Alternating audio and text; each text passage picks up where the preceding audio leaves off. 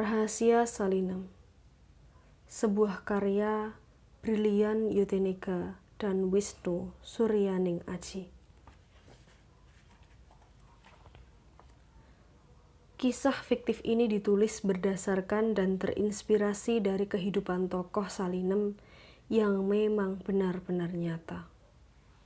Namun, novel ini bukanlah biografi tokoh Salinem yang dapat digunakan untuk menggambarkan kehidupannya yang sebenarnya. Seluruh kesamaan komponen dalam novel ini, baik jalan cerita, kejadian, sejarah, nama-nama, tempat, dan sebagainya, dengan kejadian nyata adalah murni dalam rangka usaha penulis agar novel ini dapat dinikmati oleh pembaca dan selanjutnya dapat dianggap sebagai kebetulan semata. Untuk itu penulis sangat berterima kasih kepada keluarga dan semua pihak yang telah membantu hingga terselesainya novel ini. Selamat menikmati. Menjelang akhir 1923. Harusnya nasib bayi itu sama seperti orang-orang di kampungnya. Juga kedua orang tuanya. Jadi buruh kebun tebu. Namun, hidup punya cara sendiri untuk berkhianat pada semua hal yang cuma dikira-kira manusia. Takdir mulai dijatuhkan bahkan sebelum ia sempat dilahirkan.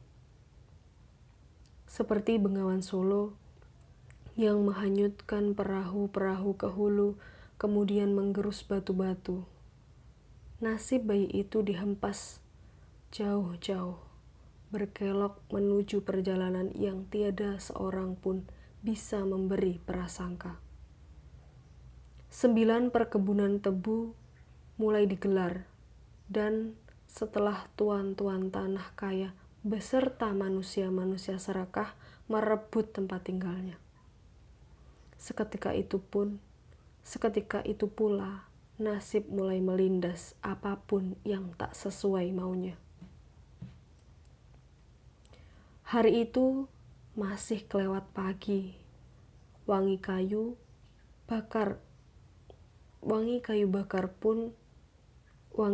bakar belum sempat membangunkan tanah Klaten. Dan matahari tertidur ketika sepasang suami istri berjalan satu-satu dalam kegelapan. Setiap langkah adalah kata-kata yang dieja. Ketakutan pada rampok dan begal sudah tiada terpikirkan. Kalaupun ada yang bisa hilang dari hidup, tak lain dan tak bukan, cuma hidup mereka sendiri. Sisa angin malam membawa aroma penyesalan. Mereka terlalu lemah untuk bisa melawan. Desah napas istrinya yang kelelahan terdengar keras, dihimpit bunyi jangkrik dan bayangan ketakutan. Langkah perempuan itu terhenti dan ia tertunduk di pinggir jalan tanah. Langkah perempuan itu terhenti dan ia tertunduk. Langkah perempuan itu terhenti dan ia tertunduk di pinggir jalan. Tanah yang tertutup batu-batu.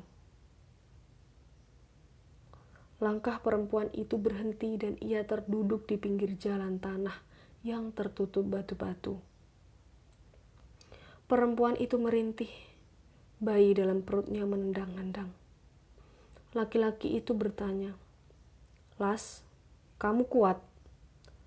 Telapak tangan beserta ujung jari sang perempuan menjulur. Laki-laki itu hampir menangis. Namun tetes keringat di dahi istrinya menjadi penghalang. Ia harus bertahan. Mata perempuan itu menyalang. Mata perempuan itu nyalang. Hingga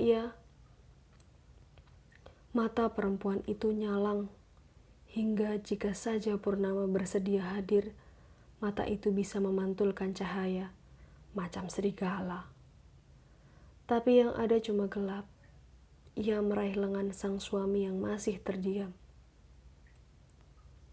Menjelang subuh, di akhir 1923, seorang laki-laki tertatih menuju stasiun Klaten. Dari sebuah desa di pinggirnya, sementara seorang perempuan yang bergantung pada bahu suaminya mulai meneteskan air mata. Tak lama mereka menunggu sampai serangkai kereta berbahan bakar batu bara menuju suatu tempat lain, membawa mereka pergi berikut harapan-harapan yang menyertai. Bayi itu menendang perutnya lagi. Satu kisah akan usai, dan untuk bayi itu, kisah baru akan dimulai.